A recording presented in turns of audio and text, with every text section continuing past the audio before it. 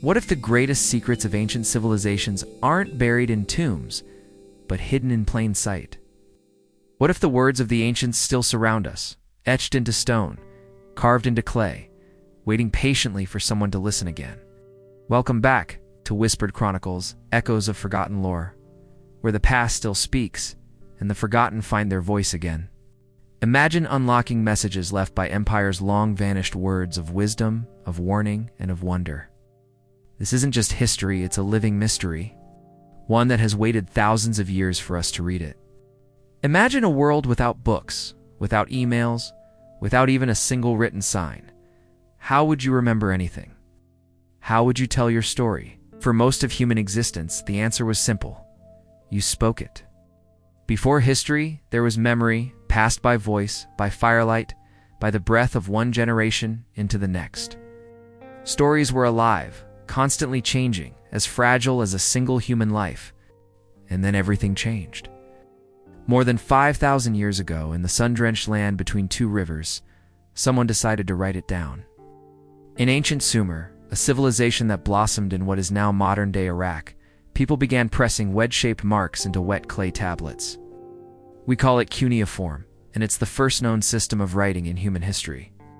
Think about that for a moment. This wasn't some grand artistic project. It wasn't poetry or a novel. For the Sumerians, writing was born from necessity. It was a tool for survival. Imagine you're a Sumerian merchant. You've just traded 10 sacks of barley for 5 goats. How do you keep track of that? How do you prove the deal was made? You press a record into clay. It was a way to manage a growing society, to track grain in the storehouses, to record laws that governed cities like Uruk and Ur, and even to send messages to the gods who they believed watched from the skies of Mesopotamia. These clay tablets were the world's first spreadsheets, the first legal documents, the first receipts. They were practical, everyday objects. But if you look closer, there's something more hidden in those angular marks, something deeply, profoundly human in its fragility. It's the quiet, persistent desire to be remembered, to leave a mark that outlasts your own breath. Let's pick up one of these ancient tablets. Hypothetically, of course. What might we find? We find a merchant's debt, a promise to be paid. We find a temple prayer, a plea for a good harvest or a healthy child. We find a king's boast, a proclamation of a great victory in battle, carved to stand for eternity. Each stroke of the reed stylus pressed into that soft, forgiving clay whispered the same timeless message across the millennia. I was here. It wasn't just about recording transactions. It was about solidifying existence. A king could die, but his decree, baked hard in the sun, would live on. A love story could end, but the poem written about it could be read by countless generations to come. The Epic of Gilgamesh, one of the earliest surviving works of literature, started its life on these very tablets. It's a story of friendship, loss, and the search for immortality, themes we still grapple with today.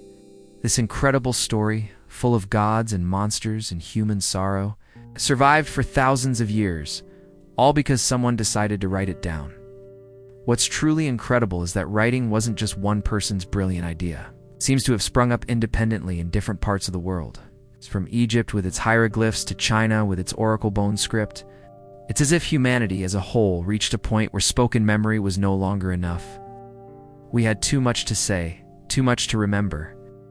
We needed a bigger hard drive, and we invented it out of mud and reeds. These early writers, these scribes, were some of the most powerful people in their societies. They were the gatekeepers of information. To be able to read and write was a form of magic, a skill that set you apart and gave you influence. They preserved the knowledge of their time, from astronomy and medicine to mythology and law, creating a bridge of understanding that we can still walk across today. So the next time you write a text, send an email, or even just scribble a grocery list, take a second to connect with that ancient impulse. You are participating in a tradition that is over 5,000 years old. You are echoing the actions of a Sumerian scribe, sitting by the Tigris River, pressing a story into clay. You are leaving your mark, whispering into the future. I was here, mattered. Have you ever thought about the voices of the past? Not just the grand speeches of emperors or the epic poems of heroes, but the everyday whispers. The market lists the lullabies sung to children.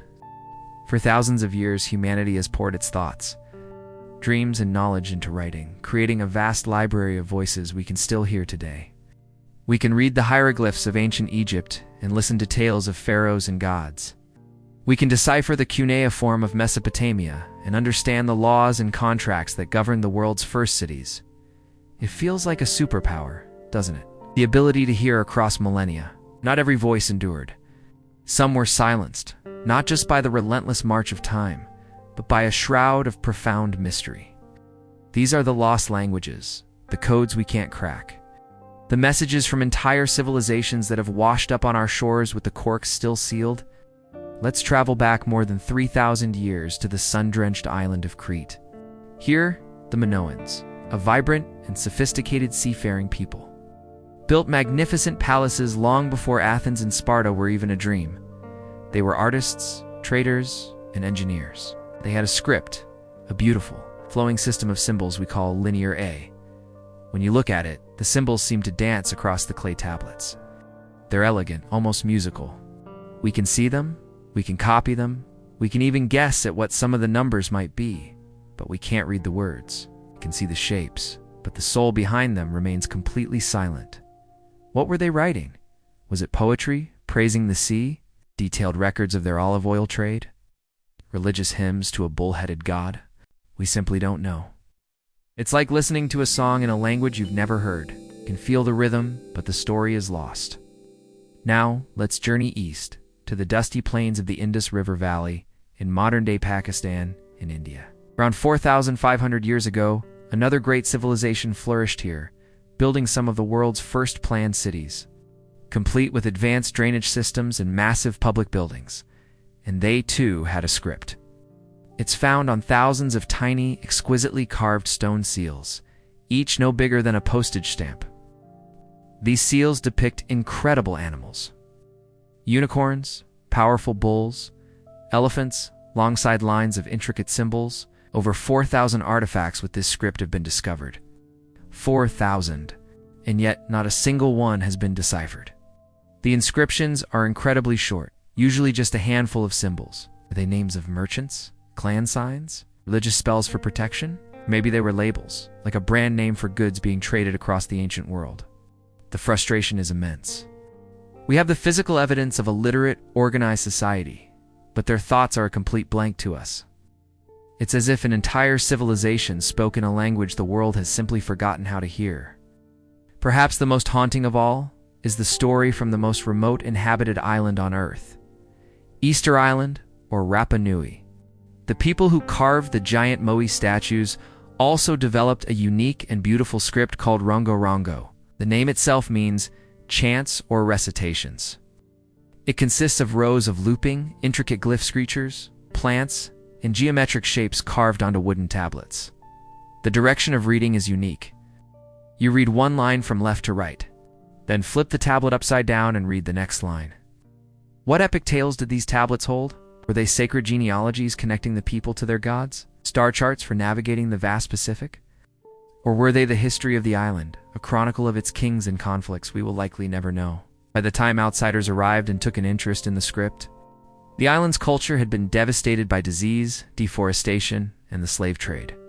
The elders who knew how to read Rongorongo were gone. The knowledge vanished with them. The words died with their keepers. Today, only about 24 of these wooden tablets survive, scattered in museums around the world. They sit behind glass, silent witnesses to a lost world. They are like echoes without mouths, carrying a message we can no longer comprehend. These lost scripts, linear A, the Indus Valley seals, Rongorongo, more than just academic puzzles. They are profound reminders of the fragility of knowledge, of how easily a culture's entire intellectual heritage can be wiped from existence. Archaeologists often say it's like they left messages in bottles, cast into the great ocean of time. The tide brought them back to us, but the messages remain locked inside. And as we stare at these elegant, mysterious symbols, we are left to wonder, to imagine, and to feel a deep connection to the silent voices of our shared human story. What secrets do you think they hold? Let me know in the comments below. For centuries, these ancient scripts taunted us. like hearing voices behind a door we just couldn't open. But humanity is persistent, and little by little, we found the keys. Our Story begins in 1799. Picture this: the hot Egyptian sun, the endless sand, and a soldier in Napoleon's army, probably tired and dusty, stumbling upon something extraordinary. It was a slab of black basalt, half buried, covered in carvings. It wasn't just one set of carvings, but three, side by side. The first was Greek, a language we knew. The second was Demotic, a later Egyptian script. But the third was the prize, the mysterious and beautiful Egyptian hieroglyphs. This was the Rosetta Stone. It was the dictionary the world had been waiting for. But it wouldn't give up its secrets easily. For 20 long years, scholars across Europe wrestled with its puzzle. The breakthrough finally came from a brilliant and frankly obsessed young Frenchman named Jean-François Champollion. He spent his life consumed by ancient Egypt. Poring over copies of the stone, he had a revolutionary realization. Everyone thought hieroglyphs were just symbolic pictures, that a picture of a bird simply meant bird. Champollion proved them wrong. He discovered that many of the glyphs weren't symbols of mystery at all. They were sounds. They represented phonetic values, just like the letters of our alphabet. The ancient Egyptians hadn't just been drawing pictures of gods and animals. They had been writing words. They'd been writing their history, their poetry, their grocery lists. For the first time in millennia, we could read their stories. They had written themselves back into existence. The momentum was building. Let's jump forward to the mid-20th century and meet another unlikely hero, Michael Ventris. By day, he was an architect, designing buildings. But by night, he was an amateur codebreaker, captivated by a strange geometric script found on clay tablets from ancient Crete and Mycenaean Greece. This script was called Linear B. No one knew what it was or what language it represented. Most experts believed it was some unknown non-Greek language. Ventris, working mostly alone, filled notebooks with grids and charts. Tirelessly comparing symbols and looking for patterns, he made a daring guess. What if it was an archaic form of Greek? He tested his theory, plugging in sound values, and it worked. The strange symbols resolved into words, recognizable as an ancient dialect of Greek. He had done it. Michael Ventris, the architect, proved that the so-called Dark Age of Greece wasn't dark at all. The people of that time had been writing all along, and their voices, silent for 3,000 years, could finally be heard.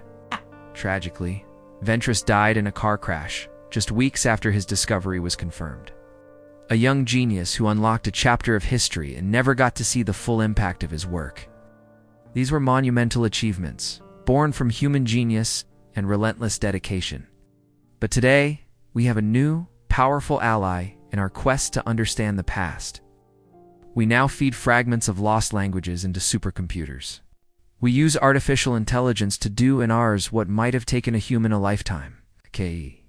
AI algorithms can sift through thousands of broken tablets and weathered inscriptions, identifying patterns in the chaos that the human eye might miss. It can reconstruct lost words, suggest grammatical rules, and even translate passages from scripts we've only just begun to understand. There's a beautiful poetry in it, isn't there? The most advanced technology of our time, these thinking machines are helping us listen to the most ancient human voices.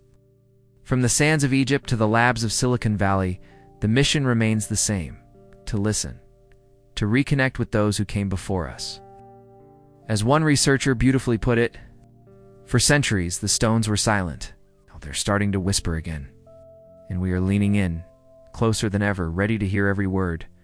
Thank you so much for joining me on this journey through time and language. If you are finding this as fascinating as I do, please hit that like button and subscribe to the channel for more stories from the past. For now, let's go a little deeper. What if I told you the greatest stories ever told weren't written in books, but were built in stone, on a scale that defies imagination? What if the ancients didn't just communicate with ink and papyrus, but spoke a universal language aimed at the stars themselves? Take a moment and picture the pyramids of Giza. We see them as tombs, as marvels of engineering. But what if they're more? Look closer. Their three main structures align with an uncanny precision to the three stars of Orion's belt. Coincidence? Let's travel north to the misty fields of England and stand before Stonehenge. For thousands of years, its colossal stones have functioned as a perfect celestial calendar, marking the summer and winter solstices with breathtaking accuracy. These aren't just random rocks. They're a clock, built to synchronize with the cosmos. Its pattern isn't isolated. It's a global phenomenon, a breadcrumb trail left by our ancestors. Across continents and oceans, we find this language of stone. In the jungles of Cambodia, the temple complex of Angkor Wat mirrors the constellation Draco. In the Americas, the great mounds built by ancient cultures echo the Pleiades star cluster. They were obsessed with the heavens, and they brought the heavens down to earth. But why? Why go to such monumental effort? Some scholars will tell you it was advanced mathematics and astronomy, a practical way to track seasons for agriculture. Others whisper of something more mystical, of sacred geometry and a forgotten magic. But maybe for the ancients, there was no difference between math and magic, between science and spirit. For them, the universe was a single, interconnected web of meaning. The patterns in the stars were divine, and to replicate them on Earth was to create a sacred space, a point of connection between humanity and the cosmos. Think of it like this. Every angle, every alignment, every carefully placed stone was a word, a syllable in a grand cosmic sentence. The phrase, as above, so below, wasn't just a philosophical saying for them, it was an architectural blueprint. What they built on Earth was a reflection, a mirror of the heavens. They believed that by creating this harmony, they could tap into the power of the universe itself, ensuring prosperity, stability, and a connection to eternity. These structures were messages, not just for their own people, but for the future. For us, they are a testament to a worldview where humanity wasn't separate from the universe, but an integral part of its grand design. They were writing their beliefs, their knowledge, their very soul into the landscape. The next time you see a picture of a pyramid or a stone circle, don't just see a pile of rocks. See a library. See a message encoded in the language of the earth and the sky. It's a language that speaks not to the eyes, but to the cosmos, echoing a timeless truth that we are all connected. Not just to each other, but to the stars above. The ancients knew this. They wrote it down for us, not in a book that could burn, but in a language of stone that could last forever. Have you ever thought about the power of a single word? Not just its meaning, but the real, tangible force it can carry. Let's travel back in time to a world where language wasn't just communication, it was magic. Welcome to ancient Egypt. Here, in the land of pharaohs and pyramids, words held the key to eternity. To write someone's name on a tomb wall wasn't just a label, it was an act of preservation. It ensured their soul, their ka and ba, would live on forever in the afterlife. But the flip side was terrifying. To erase a name, to chisel it away from stone, was to condemn that soul to non-existence, to kill them for a second and final time. This is why pharaohs would sometimes obliterate the names of their predecessors from monuments. It was the ultimate act of wiping them from history itself. The ancient Egyptians had a word for this incredible power, Heka. And fascinatingly, Heka meant both magic and speech. They were one and the same. Every prayer uttered by a priest, every hieroglyph carved into a temple, every whisper of ink on papyrus was a spell being cast, an intention being woven into the fabric of the universe. Now, let's journey north to the misty lands of the Norse sagas. Here, among Vikings and gods, language took a different form, but its power was just as potent. They had the runes. These weren't just letters for writing down stories. They were symbols of immense power. Gifted to Odin himself after he hung from the world tree Yggdrasil, each rune had a name, a sound, and a deep cosmic meaning. To carve a rune into a sword was to imbue it with the power to strike true. To etch one onto a long ship was to ask for protection on a perilous voyage. Runes could be used to heal the sick, protect a warrior, or bring ruin upon an enemy. The act of carving them was an act of creation, a way of channeling the fundamental forces of the cosmos. Each sharp line cut into wood or stone carried immense weight, as if language itself was a bridge connecting the world of mortals, Midgard, to the other realms. From the sun-scorched sands of Egypt to the frozen fjords of Scandinavia, we see the same fundamental belief: words are not empty. They have substance, they have power, and maybe they still do. Think about it. Every language that has ever existed, from the first wedge-shaped marks of cuneiform pressed into clay, to the binary code that powers the device you're watching this on right now, is a monumental act of defiance. It's humanity shouting into the void, refusing to be silenced by time and decay. Every story we tell, every poem we write, every I love you we whisper, it's all an attempt to leave something behind that speaks when we no longer can. We think of history as something behind us, a collection of ruins and relics. But what if it's still alive? What if the ancients are still speaking, and we've only begun to hear? Every lost script, every undeciphered symbol, every line of forgotten poetry is a voice calling through time. Perhaps the real discovery isn't what they said, but that they were trying to speak to us at all. So the next time you walk among ruins or trace your fingers across weathered stone, listen, because the past never truly sleeps. It only waits for someone to listen closely enough to wake it. Thank you for watching Whispered Chronicles, Echoes of Forgotten Lore. If the whispers of the past called to you tonight, don't forget to leave a light for those still wandering. Stay curious, stay aware, and above all, stay safe.